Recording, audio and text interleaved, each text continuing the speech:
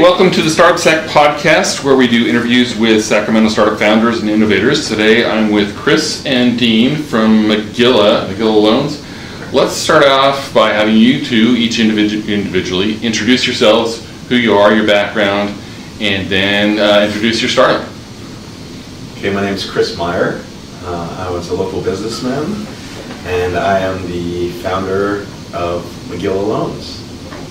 And my background is I spent about 11 years, I'm an attorney from New York. Spent about 11 years in Hollywood trying to be a screenwriter. Another 11 years, 12 years owning a series of funeral homes in Northern California. And came up with the idea for Magilla Loans and brought on my friend Dean, the technical wizard of it all. And yeah, here we are. And Dean? So I'm Dean Sioukas. I'm a Sacramento native. Went to Jesuit High School and then UC Berkeley and then Columbia University. Ironically, didn't know Chris in New York, but I was there as well. Also an attorney. And moved back to Sacramento to start a long career as a real estate developer, developing subdivisions and commercial, retail, industrial developments around Sacramento. And love tech, always have. And as the other founder of Magilla, you know, what Chris said is right. We got together and created what we created. So tell us, explain what you created. What is Magilla Loans? Maybe you could tell them the genesis. So Magilla Loans is basically kayak for loans. It's a marketplace. We are not a lender. We simply match borrowers with prospective lenders, and generally they're FDIC insured lenders. The genesis of Magilla Loans happened, I received about 14 loans in 10 years in running these businesses in Northern California. And each time I would have to do the same thing. 3 years of tax returns, 3 years of business tax returns, fill out an application on each of the bank's letterhead, wait 2 or 3 months for a term sheet to come, then compare the term sheets from the various banks. So that process took about 3 months and took an inordinate amount of time out of my business day. That was the pain point. That was the pain point, exactly. And so one day Dean's children and my children go to the same school, St. Michael's Episcopal School in Carmichael. And I said to him, hey, I got this problem. And he said, hey, no problem. I'll find it on the web. I'll find your search engine, I'll Google it, right? I think the words I said were, don't worry, I'll go back to my office, my real estate office, and I'll find your search engine. Exactly. Those were the words that came out of my mouth. That's exactly right. And 24 hours later, my phone rang and said, hey man, I think you should come into my office. I don't think this exists. And I said, no joke, it doesn't exist. I know it doesn't exist because I had created a little website of my own, totally raw, and showed it to Dean, and he's like, we can do a lot better, or I can do a lot better. So when was this? It's about 2 years ago. It's almost 2 years ago to the day, really. Yeah, I mean, it was around this time 2 years ago. So you went in, you found that there was an opportunity. You had a pain point, you found there was an opportunity.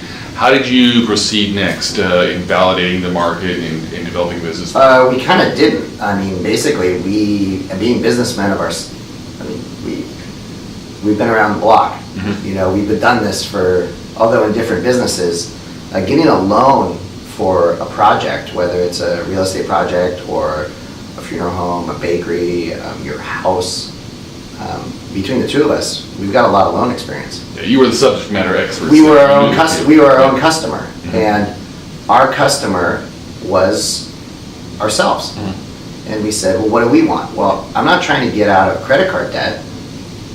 I'm trying to buy or refinance a $6 million office building. Or I want to buy a $10 million retail project. Or I want to refinance a $350,000 house. I mean, we wanted to create something for guys who would not have a problem getting a loan, or women who would not have a problem. Sort of a plus 700 credit score, a person that could get it, no problem. And the idea is that we want to find, how do you find the best rates the fastest? And the whole term of the art in the industry is, from every banker, is we want the relationship, we want the relationship. Well, we think that along with Kayak and what Amazon did to the bookstores, people are used to using search engines, right? They use aggregators. They want to find the information fast, and then they want to proceed down the road with someone, with just one person. And as two people who don't mind digesting information, because we're experienced businessmen, all we're looking for is the information. I will then make my own judgment call. And we use kayak as the example because it's very relevant. So, we've been interviewed a bunch of times, and in the early days, they said, well, wait a second. I heard that so-and-so real estate developer used your system. Well, what does he need your system for? He has banking relationships. I said, sir, there are 6,000 FDIC-insured bank brands in the United States. 6,000. How many banking relationships does any one person have? A very strong borrower, a very successful woman, businessman, realistically can only have so many, a handful, single digits. Okay? And even if you have those single digits, like Chris's experience, these people jump ship now. It's not the days of the banker is at this branch until he retires. That is no longer the case. And so basically, just like kayak, I told the interviewer, I have a relationship with United Airlines, Delta, British. How? I've been flying on airlines my entire life. So I have relationships. I have frequent flyer miles, I have emails, I get free drink coupons from Southwest. Is that a relationship? It is. I have some affinity for certain brands. But I still go to kayak to figure out what has changed in the airline industry since the last time I bought a ticket. And as being a Sacramentan, we just got another flight from Sacramento to Newark, New Jersey. Well, I lived here my whole life. We were thrilled when JetBlue gave us a nonstop from Sacramento to JFK, right? That was revolutionary for us. We could go to the East Coast nonstop. In my mind, there's only one way to get there. No, there are now two. And similarly, in the banking world, what his experience was last month is relevant. It is, right? It's a data point. What's more relevant? Today. And if you and I are asking each other, who did you use to refinance your house? And you refinanced your house a year and a half ago. Is that a good recommendation? So it's also kind of crowdsourcing from all that data that's out there. That's exactly right. We had this conversation yesterday. Yeah, remember we said, what was the example? The crazy example we came up with. Oh my God, I can't remember. But let's say we had the first dog walking business comes into Magilla. And this is a ridiculous example. Oh, right. Okay? Do we have dog walking lenders? Maybe. I don't know. Okay, we've had these things happen where we have lenders that are hyper specific, as well as lenders that are very, very big and very broad. So as ridiculous as it sounds, is there a lender that specializes in dog walking businesses? I bet, yeah. Or even if they don't specialize, they've got a history, they've done it before. That's right, and so they have that expertise. Yeah. And I think what's unique about Magilla also, and which we haven't really hit on, is the anonymity. The borrower who comes into the system never places his name, his social security number, his phone number. The only identifying information he would use is his email address. And that was sort of the gravamen of Magilla, because we would never put our information on the internet. That's just who we are. Certainly not social. And we figured there's got to be other people out there like that. And so it gives the banker a snapshot of the borrower, and then the banker would give a proposal based on that snapshot. And again, if they went down the road to close the loan, it's off the site. So we have stayed clear of any regulatory ambiguity that there might be, because these banks are so heavily regulated by RESPA and Dodd-Frank and all these laws. That's why there's been such a joining from the banks. So that was a win-win for us, is when we built the first Magilla, Chris and I looked at each other in my office, and we patted each other on the back, and then said, I would never use this. The first version was beautiful looking, at least we thought it was. We're like, oh my God, look how we coded the first site ourselves. Oh, I was going to ask, how did that happen? Well, we did it because we did it. It was kind of a dare to ourselves. When we couldn't find it, I was floored. It's never happened to me before. Usually when you search for something online, whether it's the camera that's in front of us or a microphone or a service, like, can I get food delivery service from this certain, okay, there's food delivery service places. You'll find something close. If not exactly what you want, it's close enough. Like, I hoped it was free, but I have to pay a little service. Or usually I've never gotten nothing. Usually it's the reverse problem. You get too much and it's start filtering it down. So we started looking at some of the sites that were out there, and it was quick to dispense with them because, okay, this is for payday loans. This is for getting out of credit card debt. This is for residential, but I've got to put in way too much information. And so we built a site that we wouldn't use.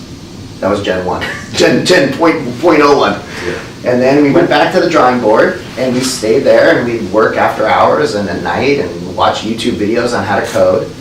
And we basically were kind of seeing, while we're looking for a coder, how far can we push this thing? We're not going to sit around and wait.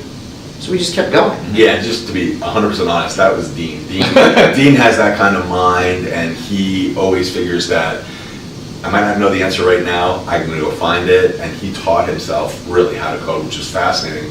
Yes, I was there. I was looking over his shoulder saying, You were can you there. do this? You were there. Can you do that? Can you do that? And what do you mean you can't do that? Kind of egging him on a little bit, and I think that was part of the genesis, and really, he would go home at night, 9, 10, 11 o'clock, and he would just stay awake sometimes straight through the night because he has that kind of brain that I have to get this done because Chris is going to expect something in the morning, so yeah, and it to was his kind of, credit, when he would say, I don't sure. understand why we can't do past this, well, I mean, now Why can't you move that header item here? we didn't know what we were saying, but I mean, back then, now we know passing parameters, Right. we were like, I have no idea how to do that. And we went to a friend of ours at some point about a year and a half ago, and we said, A Sacramento business guy who started Glue Networks, Jeff Gray. Great guy. We went to Jeff Gray and we said, Jeff, you're one of the few guys in Sacramento that we know that does tech, although it's a totally different type of tech. And we cracked open the laptop and we said, this is what we've done. Can you help us find a coder? Yeah. And he goes, why are you looking for a coder? And we said, because we have to make this function. We have to make this good. And he goes, you're there. Yeah, I mean, that was a real amazing And then we had moment. a lesson about the skateboard. Yeah. He's like, you did it. I mean, you got an MVP. He's like, you already did it. Right. He's like, you don't realize it, but it took me X amount of years to get. He's like, good on you guys. I mean, this is amazing. You're at MVP. So that was our first level of confidence. I mean, he was really a great friend to kind of take the time because he was about launching another product, and he said, gosh, you guys you're doing it, So you built your MVP yourself. Is it still in that phase, or has it evolved more? It's evolved more. Although there's a lot of elements, like any MVP. I mean, there's you can see the DNA of the first site That's in a good way there. to describe it. Yeah. And to some of your listeners, these guys who are watching this video probably know exactly what MVP is. Oh yeah. Yeah. We are businessmen. Yeah. We had no idea. When he said MVP, he got the whiteboard up and he gave us a little lesson in tech. Okay. Yeah. So you have to just grow from your strengths. Our strengths were decades. Being a borrower. Decades of being borrowers. Not bankers. That was the key. I mean, people would always say, we went to a conference down in Palm Desert, a banking conference that we were graciously invited to by the California Bankers Association. A woman took a liking to us, and we went down there, and they were like, what do you guys know about banking? And we were like, well, that's just it. We don't know anything about banking, and I think that's why we can create this because of that, platform. you can be a disruptor. Right. We're coming with a very fresh view of, being attorneys, we understand the regulatory environment, and that helps too. That was huge. So being businessmen, having been borrowers, and having been both attorneys, we could peer around some of the corners and say, okay, how can this function in a very, very efficient manner and avoid as much friction as possible from the first econ class I ever took. We're trying to make a frictionless system, and that was the goal. And not coming from a broker background, either of us, and not coming from a banking background, kept our view pretty pure. Yeah, you're really from the user's perspective. That's exactly right. Yeah. That's exactly right. And we're empowering the borrower, right? So in a lot of other systems, you get hit up by phone calls or whatever it is. Nothing happens in our system. The borrower has to affirmatively choose, and then the conversation begins. So that's another unique part about our Which system. is against we've never been bankers, we've never been coders, we've never done any of this before. Because of that, we weren't predisposed about monetizing it. We didn't have, if we were brokers, we would have had the broker mentality, because that's where we would have come from. So we said, as soon as the loan comes in the system, we need our broker fee. Or if we were coming from tech companies that we had done before, we would have said, no. We're going to sell the information as soon as we get it. So what is the pricing model on it? It's subscriptions to the banks. Okay. It's free for the borrowers. Okay. It just always will be. I mean, that's just the way it should be. The borrowers come in, they use the system just like Kayak, as they use it, or some people liken it to Match.com. That's the one that came to my mind. Yeah. Because we didn't build it with a dating site mentality. We're both married and been married long enough that the dating sites were, I don't even know if they existed. Not when I was younger. So, it's a little bit like Match.com. Okay. And there's elements of Match.com, Kayak, and even to a certain extent Facebook in it. Because there's an element of, the lender, we've given the borrower the power, just as Chris said. The lenders are saying, the borrower's saying, I'm looking for something kind of like this. This is what I look like. Financially, I look like this, and the asset I'm trying to purchase or refinance, whether it's a house or a business, the asset looks like this. And then the bankers are on the other side of the equation, like Match.com, saying, well, I'm looking as a residential banker in San Diego County, and being an experienced residential loan officer, I'm looking for refinance loans in excess of $1 million because I work an affluent area in San Diego. So he can pre-filter his criteria. So I'm looking for this guy kind of looks like this, they meet on Magilla, but the borrower now chooses who to connect with. And so that's the element of Facebook that's in there, where the bankers are used to the borrowers coming into the branch, and you're handed, just like Chris was, a stack of very invasive information. Right? Why? Because that's the way it's done. They have the money. You know the golden rule, the guy with the gold. This kind of puts the power back on the consumer then. Yeah, because our point is, It's huge. and again, we didn't build this to be consumer rights advocates. I mean, that really wasn't, we'd be lying if we said, we sat in the office and said, let's save the consumer. You know, that wasn't really the point. But it has turned into a consumer rights advocacy tool, because what we're saying is the borrowers want to know from the banks, what's your inventory look like? It's like a car dealer. Wouldn't it be crazy to walk into a car dealer and not know what kind of cars they sell that particular month? That seems ridiculous and stupid. But is it? Because that's what the banks, that's the process that's going on right now. It's as if you went to a car dealer, and as soon as you walked in the door, you were greeted. You were given a bottle of water with the car dealer's logo on it. They said, come with me. And they put you into finance. But you haven't picked out a car yet. Right. And you don't know what cars are on the lot. Right. Now that seems crazy to all your viewers, because they're used to seeing, well heck, I can go to cars.com, car gurus, car this, car that, and I can find out how many white Audi A4s are on the lot at that dealer versus that dealer. Which one do you want to go to? The one with most. The one with more. Right. How can you amass that information as a borrower? Well, in the current system, you can't. And what Chris and I now know better now than even before, there's inventory. It's a different type of inventory. It's capacity. Capacity to loan in certain categories of assets. Yeah, I mean, each bank has a portfolio of real estate assets, right? So if each year they're analyzing, each quarter, probably each day they're analyzing that portfolio. And when they get heavy in industrial, the word comes down from above, buy out the residential marketplace because we need more resi And loans. ease up on industrial. You would never know that as a layperson, right? That's where Magilla comes in. Now you would know it, because you would come in and you'd see Bank of America has got the lowest rates by far in the residential marketplace Is that in a fluke? Sacramento today. Is that a fluke? No. Magilla's telling you. Not even Magilla's telling you. The bank themselves are telling you. Through you. Through us. And before I forget, Magilla, what's the website that they? MagillaLoans.com. Magilla loans.com. Yeah. Correct. So people can watch this and go Now, check. people our age remember fondly a cartoon called the Magilla Gorilla. Yeah. A lot of your viewers are going to say, what's the Magilla Gorilla? Oh, And that's we just love okay. the There'll be a blockbuster movie made about it. Yeah, exactly. We just like the name. So it was actually the day we sat down to kind of fiddle with the first gen of the website. That was actually the placeholder name.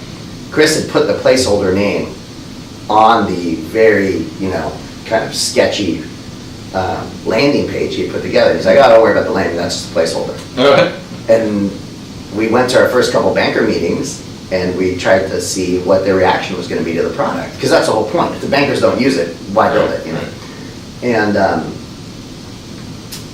they cock, they're like, oh, this is great, love it, you're basically going to make us more efficient, you're going to save a lot of money. And then they hang up, and before they go, oh, one more question, one more thing. Love the name. So we're like, let's keep it.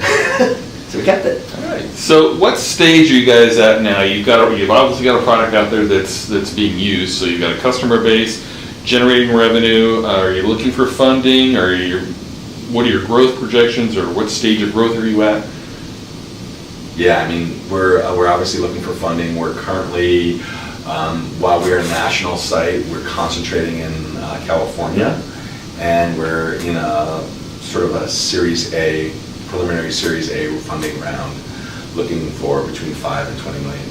So the idea is to blow it out nationally, and obviously there's a lot of risks to that, and most of it will be in marketing dollars, but certainly we have to expand. Hire coders, hire bankers, that kind of thing. So what's some of the traction points you could give the VCs that you're pitching for that 5 to 20 that you could brag about here, as far as traction, user base, Sure. MRR, ARR? Well, in a year and a half, loosely, it's about a year and a half. Yeah, I mean, since we've launched the site, I would say a year and a half. Year and a half. We created it. So in a year and a half, we are just shy of $2 billion in loans coming through the system. Mm-hmm. So we're very proud of that. With us two and internal funding, no outside funding sources, we've been able to create something that's built that amount of traction in that short of a period of time. So we're just shy of $2 billion in loans. Our average loan size is $1 million, which we're also very proud of. Now that is a function of the fact that the genesis of the site was borrowers and commercial real estate borrowers and qualified residential borrowers who maybe have banking relationships, maybe can walk into a bank and get a loan, but we think you should take a look around. But that's your target, is the commercial real estate, or your primary target? It started out as a commercial only product. We didn't even have residential because we built it for what we wanted at the time. Mm-hmm. It was quickly expanded to residential because most business owners own a house. And so it was a natural thing to just add home as a category.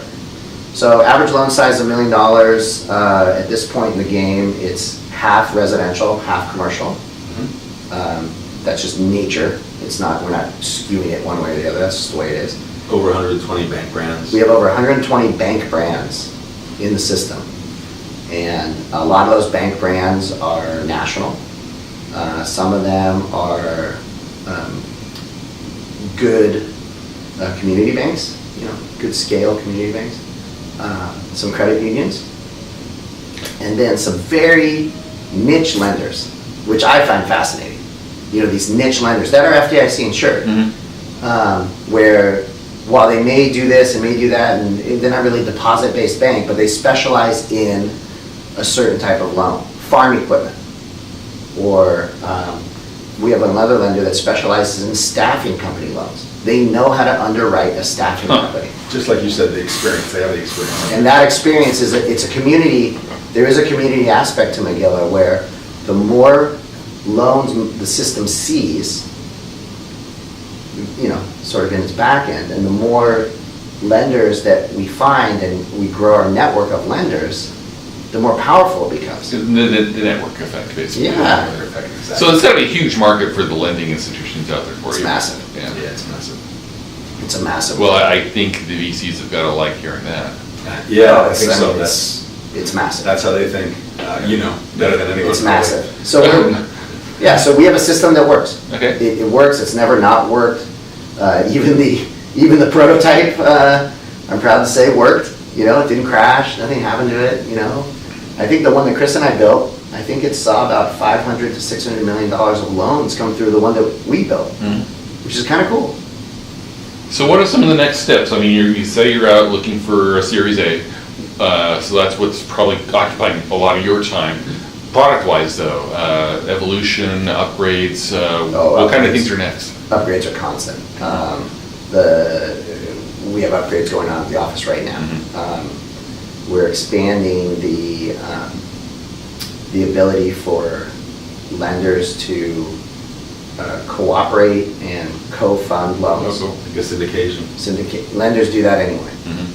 And again, just like Magilla is giving a borrower access to lenders that they otherwise wouldn't exist, and lenders access to borrowers that wouldn't exist. Think of the San Diego Community Bank today. If they're interested in owner-occupied office buildings between $3 million and $5 million, and I'm out looking for an owner-occupied office building, how would I see that bank and how would that bank see me? They're licensed to do loans in the entirety of California. That's the way the licensing works. They're stifled by their geography. Sure. And we break that in a good way, not in a bad way. And so we're going to do that so that bank, if it has a smaller bank, they have legal lending limits that maybe are $5 million. And two smaller banks oftentimes syndicate with each other to do one loan. Collaboration. So, I forgot to ask earlier, where are you guys located here in the area? Are you in Roseville or you have staff, you have offices? We have an office at Howe and Fair Oaks. Oh, okay, close. Yeah. We're real close. Okay. Yeah, pretty close. We're about 10 staff. Okay, and any kind of growth projections as far as staffing?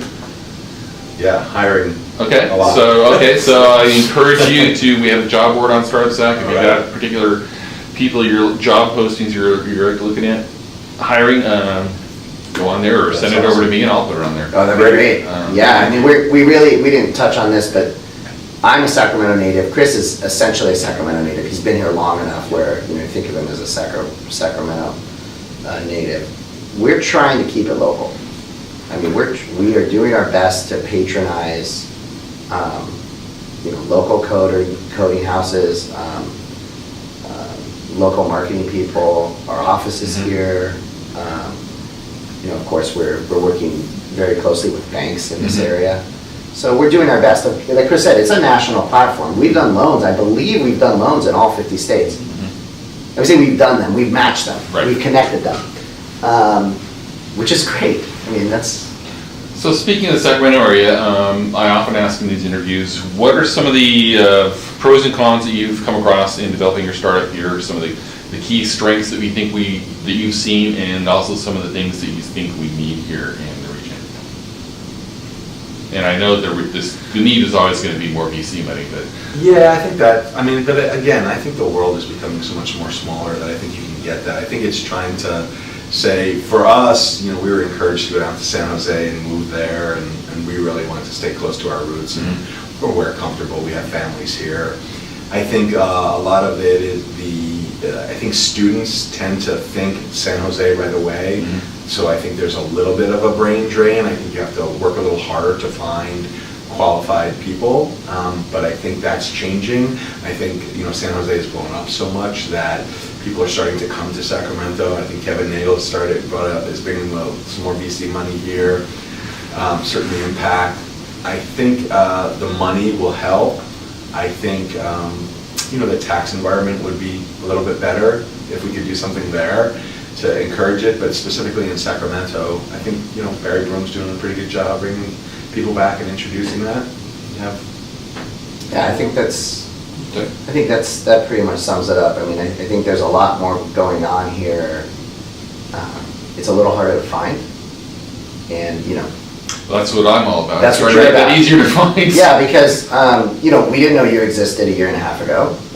We were new to the industry. I barely existed a year ago. Okay, well there you have it. So a lot of things are happening, and if you're starting something new, or you're trying to expand something, or you're from a different area and want to move a small startup to Sacramento for whatever reasons, I think a year and a half ago it was a little more murky. Mm-hmm. You didn't know where to go. Right. And I think people like yourselves are Yeah, you can feel it. they're kind of organizing. We're organizing ourselves as a community a little bit better. Yeah. Like, okay, this is where you find the coders, and this is where you might find good marketing teams that understand the nature of a startup, which is different than an existing business. There's Sure. a different needs. This is where you can go to explore some VC options, and this is where you can go after work and meet other startup people. Other founders. Yeah, other founders or other innovators. I think this kind of stuff I don't know this for a fact, but I assume in the Silicon Valley, this stuff is happening in those environments and just at the Starbucks. Yeah. It's probably just like around. Yeah. It's a little harder It's here. more pervasive there for sure. And Yeah. that's one of our goals here, and not just me and Startup Stack, but a lot of the other organizations and people are trying to Yeah. bring that mentality, culture to a degree here without losing our own unique strengths of the collaboration and the community that we have here in Sacramento. And we also, we like to practice what we preach. And here I am telling you that I can connect borrowers in Northern California with community banks in Southern California because we're not a geography-based system. Okay, if that's true, then why should it matter where these two guys are? It shouldn't, Yeah. right? You're telling me that we don't have experienced coders in Sacramento? I don't believe that. We do. They're here. We do. And I don't believe that you have to, a good PR person, the only good PR people, that's what people say all the time. If you really want good PR, you gotta go over there. I don't believe that. It doesn't mean that everyone we work with is in Sacramento, of course. Sure. If you have trouble finding the right person, eventually you have to use who you found. But over time, as we organize ourselves better within a community, We'll help in any way possible, because Yeah. we've learned a lot in the 2 years we've been in business, and we try to, I read a blog specifically about that, how to intermix family and startup life, especially as an older guy. So, we encourage people to read that startup life, but we want to also be there to help people, because we wish there was some guy like us who led us through the maze a little bit, and Jeff Gray was certainly one of them, and Jules Atia from DLA Piper. DLA Piper was another one. Craig Clark, who founded CoreLogic, has been great. So there are players here. Yeah, those are some powerful, Real powerful those are players, powerful yeah. players. Yeah. So speaking of that, I always like to kind of end on what advice or tips have you learned in this journey over the last couple of years that you could share with the viewers here watching this and listening to? Yeah. Key takeaways that come to mind. Key takeaways is certainly try to find a mentor who's been through it and who's willing to just take you under their wing for no fee. I think that there's some sense of honesty there. I think the biggest thing is that it has to burn inside of you. The passion. The passion. It's if Dean didn't have that mindset that I'm going to create this at all odds and I don't want to hear no, the inability to hear no, that no just seems not right now, that I think is the greatest gift you could ever have as an entrepreneur. There's so many people who have great ideas and don't execute them. So the inability to hear no and have that burning passion like we did for this, and we still do for this, I think that's the greatest gift you could have. Yeah. Indeed.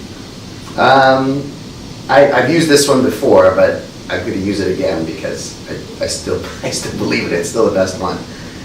Is a corollary to what Chris just said is even if you maybe don't have that, I can't take no for an answer, or I'm a 100% person.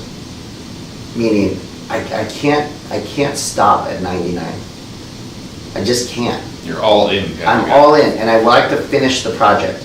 That's what I mean. Like if I'm starting something, even if something as mundane as cleaning the garage, and if you ask my family, when it's done, it's done, right? It's just finished, and not everyone's like that. And I think that you shouldn't be afraid to try, because Chris and I didn't know any better. We just didn't. Yeah. And having that naivete wasn't necessarily so bad. Mm-hmm. If we knew that we were building what we now know is a two-sided marketplace with the most extremely competitive Google AdWords keyword set, with the coding that was like way beyond anything we could do. I mean, if you knew all that going in, you'd psych yourself out, right? And I would just tell your listeners that if you don't understand how to do SEM marketing, Google it. Learn it. You will end up having an SEM company help you. It's true. I believe that bumbling your way through something is the only way to learn. And failure is good. Our society teaches us failure is not good. Failure is the greatest thing. I teach my kids that all the time. Because if you're failing, you're trying something, right? You're trying something new. And I love failure because you're trying. What are you going to do? Sit in your office and work the rest of your life? Well, that's a big component of startup life is fail fast, fail often. That's it. And Chris and I were saying in the beginning that when we did our first Google AdWords campaign, we had gotten a free coupon. You know, they always get you with a free coupon or something. And we kind of looked at each other and said, well, look, if we hired an agency, the agency is going to take, there's a markup, right? Whatever the markup is. So as businessmen, we're like, well, we could pay the markup and have it done right, but how about while we're looking to figure out which agency it is, we're just going to do it. You learn. We're just going to do it, because we at least have that markup implicitly as the failure. You can't do worse than the markup. The failure quotient. The failure approach, right? The failure quotient. And then when we finally met with these and interviewed, and they were interviewing us, and we're seeing where the good fit is, what happens? Well, you can talk intelligently. Yeah. You don't know as much as they know. But at least you know the questions. You know the questions There to you go. ask. That's a great line. Or you know the lingo. I mean, I'll never forget when I went to business school. In law school or any school is really the same way. I remember I went to business school and I was young and I hadn't worked. I mean, I was fresh, and out of Berkeley. And I walked in that classroom and people were throwing acronyms around, intentionally, I think, because it's first day school. Buzzwords.